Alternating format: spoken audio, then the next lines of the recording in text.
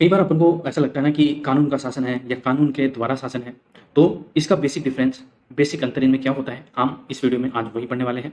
तो बिना किसी इधर-उधर की बातें करते हुए सीधा शुरू करते हैं कि विधि का शासन और विधि के द्वारा शासन में बेसिक डिफरेंस, जो मूल अंतर है, वो क्या है? विधि का शासन बनाम विधि द्वारा शासन, यानी कि rule of law versus rule by law. संक्षेप में अगर हम समझें, संक्षेप में ही समझेंगे क्योंकि 4 से 5 मिनट में संक्षेप ही होता है, ठीक है? संक्षेप में अगर हम समझें तो विधि के शासन का तात्पर्य होता है राज्य के सर्वोच्च विधि निर्माता प्राधिकरण द्वारा शक्तियों के असीमित प्रयोग को नियंत्रित करने से है। क्या समझे? राज्य के सर्वोच्च विधि निर्माता कौन होते हैं? तो राज्य के सर्वोच्च विधि निर्माता तो विधानमंडल होते हैं, ठीक है?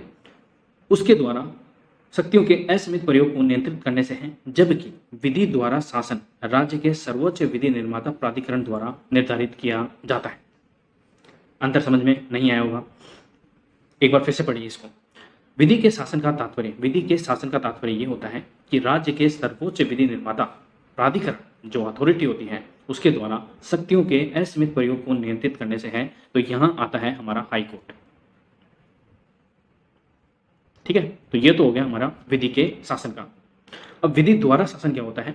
राज्य के सर्वोच्च विधि निर्माता प्राधिकरण द्वारा निर्धारित किया जाता है। तो ये आ जाते हैं हमारे विधानमंडल, अगर राज्य में बात करें तो। और अगर केंद्र लेवल पर बात करें तो यहां आ जाता है सुप्रीम कोर्ट और यहां आ जाती है संसद। आई होप आपको समझ में आ गया होगा। अब आगे क्या है? साधारणतः विधि का शासन तभी बनाए रखा जा सकता है जब विधि न्याय और समानता जैसे आदर्शों पर निर्देशित होती है। उदाहरण के लिए भारतीय संविधान के अनुच्छेद 14 और 15 के अनुसार राज्य भारत के राज्य क्षेत्र में किसी व्यक्ति को विधि के समक्ष समानता से या विधियों के समान संरक्षण से वंचित नहीं करेगा। यह राज्य का कर्तव्य होता है और किसी भी नागरिक का मूल अधिकार। इसके अतिरिक्त किसी नागरिक के विरुद्ध केवल केवल केवल शब्द को नोट कीजिए, केवल धर्म, मूल वंश, जाति, लिंग, जन्म स्थान या इनमें से किसी के आधार पर कोई विभेद नहीं करेगा। ये किसमें है? तो यह है अनुच्छेद 14 और 15 के अंदर। दूसरी ओर विधि द्वारा शासन क्या होता है? तो नैतिक के साथ साथ अनैतिक विधियों को भी शामिल कर सकता है।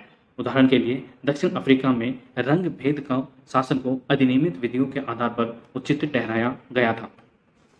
मतलब जैसे कि मान लो कोई भी वर्ग कमजोर है तो उसके साथ राज्य उसको मुख्य धारा में लाने के लिए उनके साथ कुछ भेदभाव कर सकता है, ठीक है? तो वैसा ही है विधि द्वारा शासन और विधि का शासन। आई होप आपको समझ में आ गया होगा। अब हम महत्व देख लेते हैं। महत्व क्या है? विधि के शासन का महत्व देख लेते हैं, जिसमें सबसे पहला है सामाजिक न्याय सुनिश्चित करता है। सामाजिक न्याय का मतलब यह है कि सभी वर्ग को जो न्याय है वो जो मुख्य धारा है उनके ऊपर सभी को समान रूप से लाया जा सके। लोकतंत्र की रक्षा करता है। तो वर्तमान के अंदर बीजेपी की सरकार जहाँ पर वो हिंदू मुस्लिम करती रहती है, ठीक है? और अभी कर्नाटक के अंदर जो चुनाव आयोग है उसकी जो गाइडलाइंस है, तो आचार संहिता है, उसका उल्लंघन करते दिखे बीजेपी कार्यकर्ता और कांग्रेस के भी कार्यकर्ता और कांग्रेस के जो मंत्री हैं, यहाँ तक कि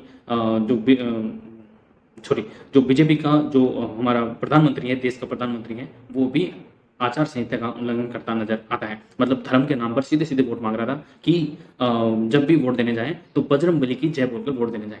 तो दिस इज रिडिकुलस कि वह किसी एक देश का वह किसी एक वर्ग का प्रधानमंत्री नहीं है, बल्कि वो पूरे देश का प्रधानमंत्री है जिसमें सभी तरह के धर्मों के लोग निवास करते हैं। तो प्रधानमंत्री नरेंद्र मोदी को ऐसा करना चाहिए था या नहीं करना चाहिए था, आप मुझे कमेंट बॉक्स में बता सकते हैं।